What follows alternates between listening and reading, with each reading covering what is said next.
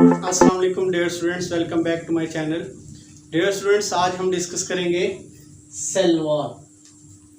Cell wall जो है ये वेरी इंपॉर्टेंट टॉपिक है। Cell wall is discovered by Robert Hooke in 1665। It is outer most boundary of a cell. वो cell कौन कौन सा होगा? अगर हम प्लांट सेल की बात करें तब भी आउटर मोस्ट बाउंड्री जो है वो सेल की कौन सी कहलाएगी? सेल वॉल कहलाएगी।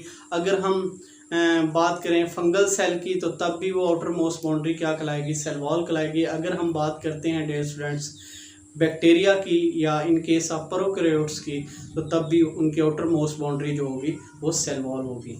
तो cell wall is secreted by protoplast. Protoplast आपको पता है living content of a cell जो है। सेल साइटोप्लाज्म प्लस न्यूक्लियोप्लाज्म जो है ये मिलकर क्या बनाते हैं? प्रोटोप्लास्ट। तो उससे ये सेक्रेट होती है कौन सी चीज़? Cell wall. अब सेल वॉल जो है इसकी केमिकल कंपोजिशन या स्ट्रक्चर मुख्तलिफ ऑर्गेनिज्म के अंदर मुख्तलिफ है। जैसे कि प्लांट सेल के अंदर जो सेल वॉल है उसकी कंपोजिशन जो है वो क्या है? Cell wall plants in case of plant cell it is made up of cellulose.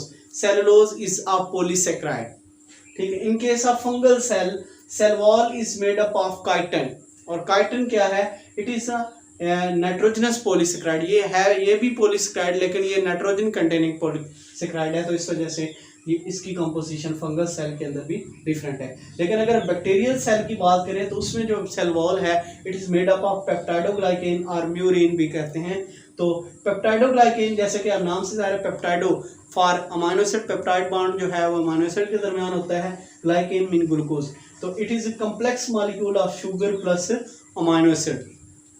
ये क्या कहलाता है? पेप्टाइडोग्लाइकेन।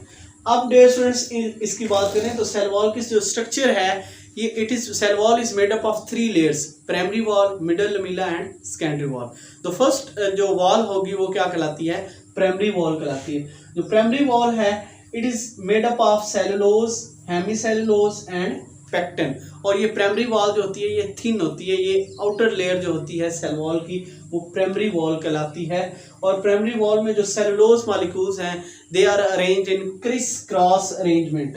ये जो सेलुलोज मॉलिक्यूल्स हैं they are arrange in criss cross arrangement है। और उसके बाद ये प्राइमरी वॉल के अंदर बनती है सेकेंडरी वॉल जो कि थिक एंड रिजिड होती है। तो थिक एंड रिजिड है, इससे ये मैंने कोड वर्ड लिखा हुआ है Swiss cell. S for suberin, W for wax, I for inorganic salt and S for IS for inorganic salt and C for cutin and L for lignin. तो ये जो सेकेंडरी वॉल है ये इन chemical से मिलकर बनी होती है और इसमें ज़्यादातर लिग्निन पाया जाता है। और ये डियर स्टूडेंट्स थिक और रिजिड स्ट्रक्चर है। It is formed on the inner side of primary wall, secondary wall. Middle lamella is first to be formed between primary wall of neighboring cell. ये दो cell होंगे, उनकी primary wall के दरमियान जो material मौजूद होगा उस मटेरियल को हम नाम देते हैं मिडल लैमेला। ये किस किस का बना होता है? ये कैल्शियम पैक्टेट मेनली इसमें प्रेजेंट होता है या हेमीसेलुलोज भी हम कह सकते हैं इसमें मौजूद होता है। तो ये मिडल लैमेला की कंपोजिशन। अब इनको हम देखते हैं। ये मैंने एक स्ट्रक्चर बनाई हुई है तो इसमें ये देखें ये 2 सेल हैं। तो सेल में ये इनका सेंट्रल जो है वैक्यूल मौजूद है, साइड पे न्यूक्लियस मौजूद है, बाकी ऑर्गेनाइज या साइटोप्लाज्म मौजूद है। इसमें जो सबसे पहले ये वाली लेयर है ये प्रोटोप्लास्ट है, मीन के सेल मेम्ब्रेन है इसकी। उसके बाद जो इसके बाहर जो मौजूद है वो सेकेंडरी वॉल है जो कि थिक एंड रिजिड स्ट्रक्चर है। सेकेंडरी वॉल के बाहर जो मौजूद होती है वो प्राइमरी वॉल जो कि मैंने ब्लैक से बनाई हुई है ये प्राइमरी वॉल कहलाती है। और ये जो रेड से मैंने दरमियान में बनाई this is known as middle lamella. इसको मिडल ये दो ये भी प्राइमरी वॉल है इस सेल की और ये इस सेल की प्राइमरी वॉल है। तो इन दो प्राइमरी वॉल के दरमियान जो मटेरियल्स मौजूद होता है उसे हम मिडल लैमेला का नाम देते हैं। तो अब डियर स्टूडेंट्स इसकी हम फंक्शन की बात करते हैं कि कौन कौन से ऐसे फंक्शंस हैं जो सेल वॉल परफॉर्म करती है सेल के अंदर। उनमें सबसे पहला function it provide shape. Cell को जो शेप देने में अहम रोल किसका है? सेल वॉल का। उसके बाद it keep the cell rigid. ये सेल को रिजिड रखती है, सख्त रखती है।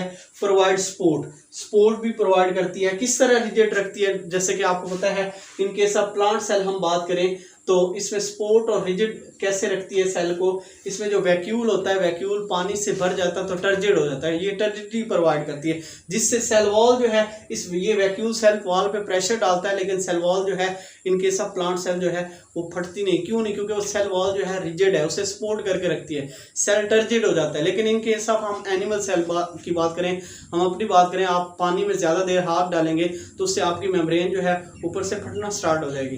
तो इसका मतलब ये है कि हमारे अंदर इतनी मेम्ब्रेन जो है वो इतनी सेल मेम्ब्रेन होती है, सेल वॉल होती नहीं है, तो वो रिजिड स्ट्रक्चर नहीं है सेल मेम्ब्रेन। लेकिन प्लांट के अंदर सेल वॉल है जो रिजिड और स्ट्रक्चर है और वो सपोर्ट फराहम है। हेल्प इन एपोप्लास्ट, ये आप एपोप्लास्ट पाथवे जो है सेकेंड ईयर बायोलॉजी के अंदर पढ़ेंगे।